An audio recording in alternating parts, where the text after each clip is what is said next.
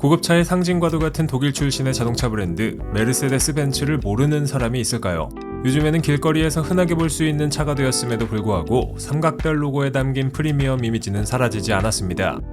누군가에게는 꿈의 자동차, 또 다른 누군가에게는 지위를 나타내는 수단으로 기능해온 벤츠는 여전히 국내와 해외에서 사랑받고 있죠. 과연 벤츠의 숨은 역사와 재미있는 사실들은 무엇이 있을까요? 메르세데스 벤츠는 원래는 다임러 벤츠라는 이름을 가진 회사였습니다. 이는 다임러라는 회사와 벤츠라는 회사가 1926년 합병되어 만들어진 이름이죠.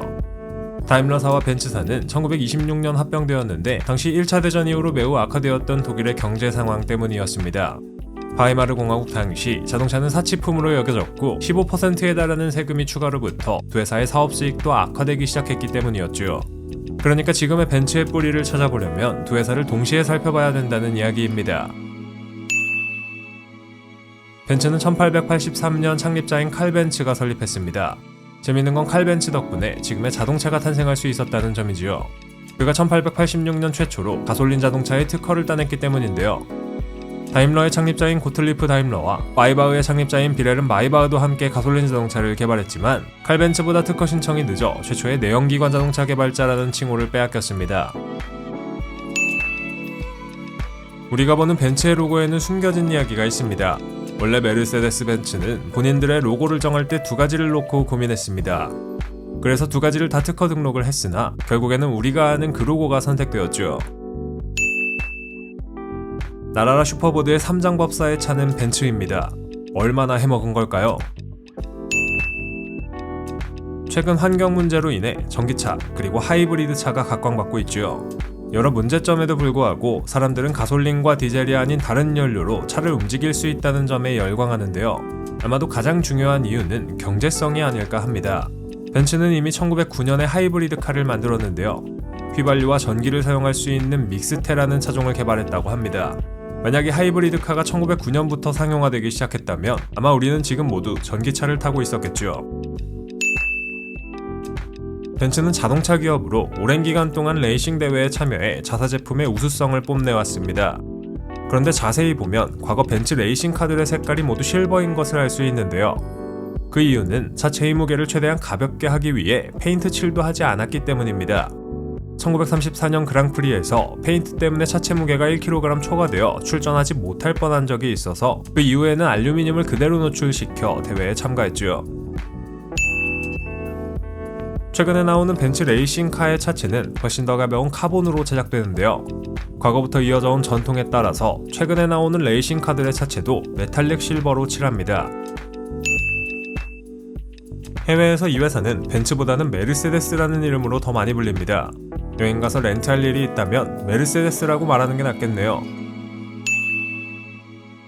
벤츠하면 확실히 럭셔리라는 이미지가 강하죠. 많은 나라의 유명인사와 고위층들이 벤츠를 애용합니다. 좋은 자동차를 만든다는 이미지 덕분에 상류층들의 사랑을 받은 것이 아닌가 싶은데요. 교황부터 네팔 국왕까지 높으신 분들이 사랑하는 자동차 브랜드, 오랜 역사를 쌓아온 덕택의 선택을 받았고 이 점이 바로 벤츠를 1등의 이미지로 만든 원동력이 아닐까 싶습니다. 요즘 차와 오토바이에 흔히 들어가는 게 바로 ABS 시스템, 자동차나 오토바이가 급제동시 브레이크가 잠기는 것을 막기 위한 특수 브레이크입니다. 이 ABS 시스템은 원래 벤츠 S클래스를 위해 개발된 기술이었죠. 우리에겐 각종 공구로 잘 알려진 보쉬와 협력해서 1978년 탄생한 시스템입니다. 벤츠의 모회사는 다임러 AG입니다. 이 다임러 AG가 소유한 브랜드를 살펴보면 메르세데스 벤츠, 마이바흐, 스마트, 버스 전문 기업인 세트라 등이 있습니다. 그중 스마트의 경우 시계 기업인 스와치와 합작해서 만들어진 차종으로 색감이 화려하고 가볍게 사용할 수 있는 스와치 시계와 비슷한 느낌으로 제작되었습니다. 독일 3사 수입차 브랜드인 벤츠, BMW, 그리고 아우디는 차만 만드는 게 아니라 자전거도 만듭니다. 자동차 회사들이 배기가스를 내뿜지 않는 차량을 의무적으로 만들어야 하는 법 때문인데요. 앞으로는 기술이 발전함에 따라 전기차를 만들 예정이라고 합니다. 벤츠의 라이벌 하면 BMW죠. 이 둘은 강력한 라이벌로 오랜 시간 동안 경쟁해 왔는데요. 어쩌면 벤츠와 BMW가 협력한 제품을 만나보실 수도 있을 것 같습니다. 이미 2017년 포드와 폭스바겐을 포함한 4개 자동차 회사가 전기차 고속충전 개발과 관련해 힘을 모은 일도 있습니다. 협력 분야는 차량 플랫폼과 배터리, 자율주행 부문이 될 것이라고 하는데요. 이 두 회사가 함께 만드는 차, 얼마나 좋을지 벌써부터 기대가 되네요.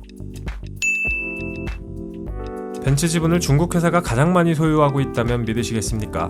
벤츠의 모기업인 다임러 그룹의 지분을 가장 많이 소유한 중국의 지리자동차 그룹은 벤츠를 포함해 볼보와 로터스 등의 자동차 회사의 지분을 2017년부터 꾸준히 인수해 왔습니다.